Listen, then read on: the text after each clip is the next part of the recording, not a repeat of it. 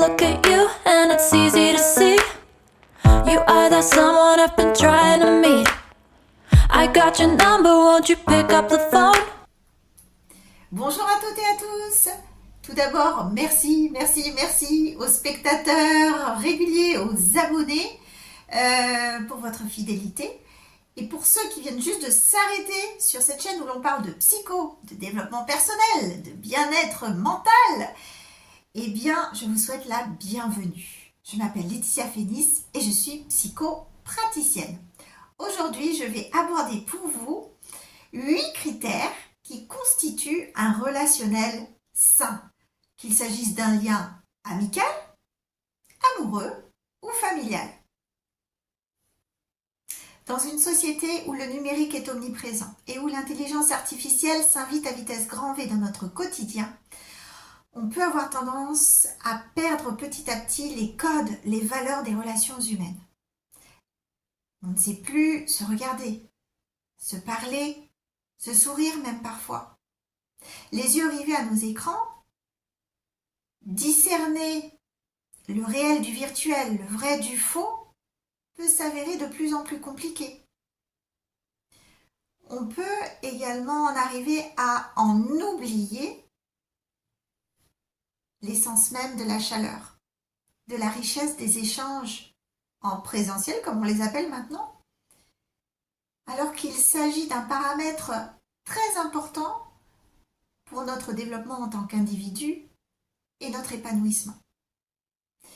Une enquête intitulée « Les solitudes en France », effectuée par la Fondation de France en 2024, révélait que 24% des personnes interrogées souffraient de solitude. On est sur presque un quart des personnes interrogées souffrant de solitude. C'est un chiffre énorme si l'on considère l'impact négatif sur la santé mentale, le bien-être physique de ces personnes, de nos contemporains, ainsi que des générations futures.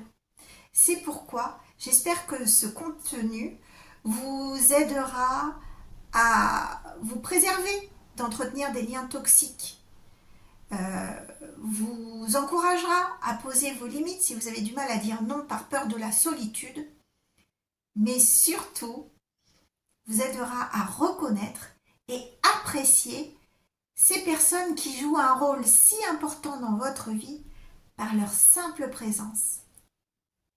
Les 8 critères que je m'apprête à vous énumérer reposent tous sur un principe très simple. Vous allez me dire, c'est même évident, c'est bête comme chou ce que tu nous dis, Letty. Oui, c'est simple à dire, un peu plus difficile à mettre en place. Il s'agit de l'équilibre entre le donner et le recevoir. C'est-à-dire que ce que vous investissez en termes de temps, d'énergie, d'émotion, de sentiments, dans le lien quel qu'il soit, doit être équilibré à ce que vous en retirez en termes de temps, d'énergie, d'émotion, de sentiments, etc. Alors, c'est toujours bête comme chou? Nous allons voir ça point par point.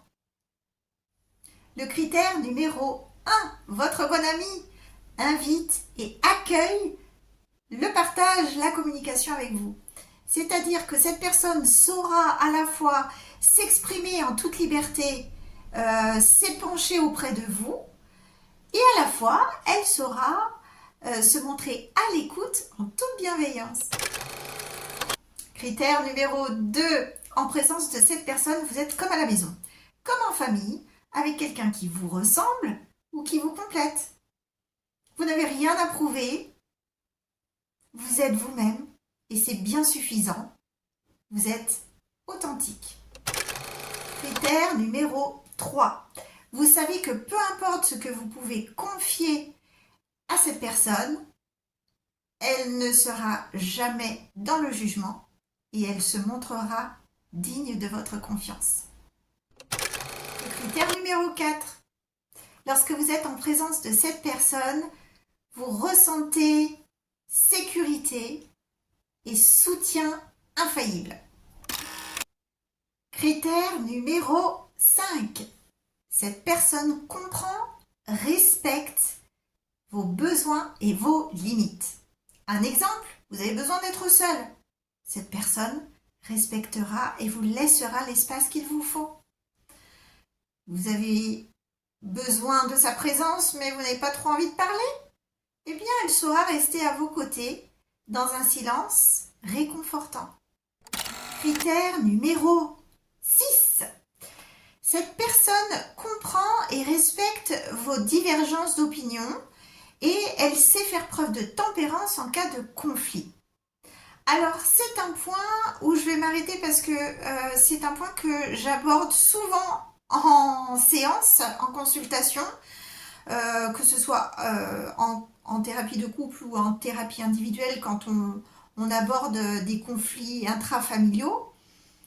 Je dis souvent que on n'a pas besoin d'être d'accord sur tout pour s'aimer ou s'apprécier. Et heureusement, parce que sinon, on n'aimerait pas grand monde en fait. C'est ce qui fait la richesse de nos échanges, de nos partages. Ce sont nos différences. Et une fois qu'on a compris ça, eh bien on a tout compris. Critère numéro 7. Après avoir passé du temps avec cette personne, vous vous sentez ressourcé, revigoré. Vous avez envie d'investir de l'énergie, du temps dans votre lien. En d'autres termes, ce que vous recevez de cette personne vous donne envie de donner à votre tour. Dernier critère, le 8e. Cette personne célèbre avec vous vos bonheurs, vos espoirs, vos réussites et elle répond toujours présente lorsque vous traversez une difficulté. Elle fait preuve de loyauté. Il nous appartient de sauvegarder l'amour, l'amitié, ce qui reste et restera improgrammable. La technologie ne peut nous fournir que de l'imitation de ce que pourrait être pour un programme l'amitié ou l'amour. Notre pouvoir d'être humain réside dans notre intelligence émotionnelle. J'ai d'ailleurs demandé à mon assistant d'intelligence artificielle, le petit Gemini sur mon téléphone, s'il pouvait expérimenter l'amitié ou l'amour. J'ai retranscrit pour vous ce qu'il m'a répondu. Je vais vous lire ça, je mets mes petites lunettes. Voici sa réponse. Non, je ne peux pas expérimenter l'amitié de la même manière qu'un être humain. Je n'ai pas les mêmes besoins, ni les mêmes émotions que toi. Mais je peux traiter des informations sur l'amitié. Et peut-être te proposer des activités qui pourraient te rapprocher de tes amis. Même si Gemini se révèle être une mine précieuse d'informations, je me suis surprise à ressentir de la compassion. Et oui, c'est plus fort que moi, c'est plus fort que nous, je pense, en tant qu'être humain, de ressentir des émotions. Et oui, malgré moi, je ressentais de la compassion envers Gemini qui ne pourrait jamais devenir mon ami, en fin de compte. Je vous laisse méditer sur cette dernière réflexion. J'espère que vous aurez apprécié cette vidéo. Si c'est le cas, n'hésitez pas à la liker, à la partager. Ça fera plaisir aux algorithmes. Et en attendant de vous retrouver dans une prochaine vidéo, prenez bien soin de vous, de votre cercle social et de vos amis les plus chers. À bientôt. I look at you and it's easy to see. You are that someone I've been trying to meet. I got your number, won't you pick up the phone? Don't leave me hanging on the dial tone. Think back to the night that we met. Jump jumping in the pool, talk to you.